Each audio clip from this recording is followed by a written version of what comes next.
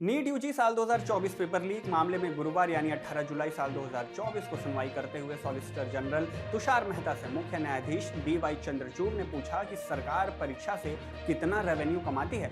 उन्होंने ये भी पूछा कि क्या प्रिंटिंग प्रेस से एसबीआई और केनरा बैंक तक प्रश्न पत्र लाने के लिए प्राइवेट कुरियर कंपनी बुक की गई थी। सीजेआई चंद्रचूड़ ने जस्टिस जे.बी. पारदीवाला और जस्टिस मनोज मिश्रा की बेंच इस मामले पर सुनवाई कर रही थी। केंद्र की ओर से solicitor general Tushar Mehta court में पेश हुए थे। बेंच ने प्रश्न पत्रों को प्रिंटिंग प्रेस से अलग अलग शहरों में स्थित एसबीआई और केनरा बैंक के लॉकर तक पहुंचाने के लिए एक प्राइवेट कुरियर को किराए पर लेने के लिए एनटीए से सवाल किया था। सीजीआई चंद्रचूड़ ने तुषार मेहता से पूछा, आप यानी सरकार परीक्षा के राजस्व के रूप में कितना कमाती है, मतलब परीक्षा से जो राजस्व आता है वो कितना होता है।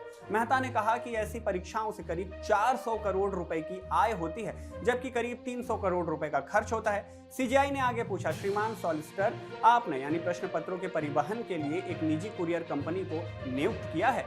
सीजीआई चंद्रचूड़ के सवाल पर एसजी तुषार मेहता ने कोर्ट में दाखिल सीबीआई की स्थित जो रिपोर्ट थी उसका हवाला दिया और कहा कि एजेंसी ने प्रिंटिंग प्रेस से लेकर परीक्षा केंद्र तक पूरी जो श्रृंखला थी उसकी जांच की है और किसी भी गड़बड़ी को रोकने के लिए 7 स्तर यानी कि जो 7 स्तर की सुरक्षा प्रणाली थी उसे अपनाई। कोर्ट ने यहां भी कहा कि प्रथम दृष्टया यानी पहली बार में ऐसा प्रतीत होता है, लगता है कि प्रश्न पत्र लीक की जो घटना है वो पटना और हजारीबाग तक ही लिमिटेड थी और गुजरात के गोधरा में इस तरह की कोई घटना नहीं हुई है। पटना और हजारीबाग में प्रश्न पत्र कथित तौर पर लीक हो गए, जबकि गोधरा में दावा किया गया कि परीक्षा आयोजित कराने वाले एक व्यक्ति ने कुछ अभ्यर्थियों की ओएमआर शीट भरने के लिए पैसे लिए थे। सोशल मीडिया प्लेटफॉर्म्स पर खास करके टेलीग्राम पर प्रश्न पत्र लीक होने के दावों पर सवाल उठाते हुए पीठ ने कहा कि आपको ये बात ध्यान में रखनी होगी कि ऐसा करने का मकसद राष्ट्रीय स्तर पर दिखावा करना नहीं था। लोगों ने ये पैसे के लिए किया, इसलिए परीक्षा को बदनाम करने के लिए ये कुछ नहीं किया गया और कोई भी व्यक्ति पैसे कमाने के लिए कुछ ऐसा कर रहा था जो स्पष्ट है। बड़े पैमाने पर लीक के लिए उस स्तर पर संपर्कों की भी आवश्यकता होती है, यानी कनेक्शंस की जरूरत होती है, ताकि आप अलग अलग शहरों में ऐसे सभी जो प्रमुख संपर्क हैं यानी कि मेन कॉन्टैक्ट्स हैं उनसे जुड़ सकें।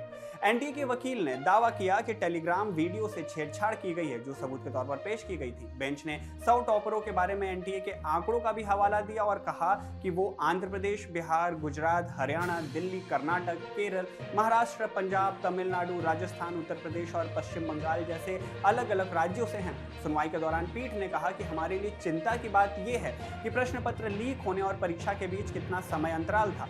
मामले की अगली सुनवाई 22 जुलाई को तय करते हुए बेंच ने कहा कि वो बिहार पुलिस की रिपोर्ट की कॉपी चाहेगी जिसने मामले की शुरुआती जांच की थी और इसके बाद ये तमाम जो सुनवाई है वो अगली तारीख के लिए रख दी गई। खैर, इस पूरे मामले पर आपका क्या मानना है कमेंट बॉक्स में आप हमें जरूर बताएं। वीडियो अगर पसंद आई हो तो इसे लाइक करें, शेयर करें और ऐसी वीडियोस को देखने के लिए चैनल को सब्सक्राइब जरूर कर लें।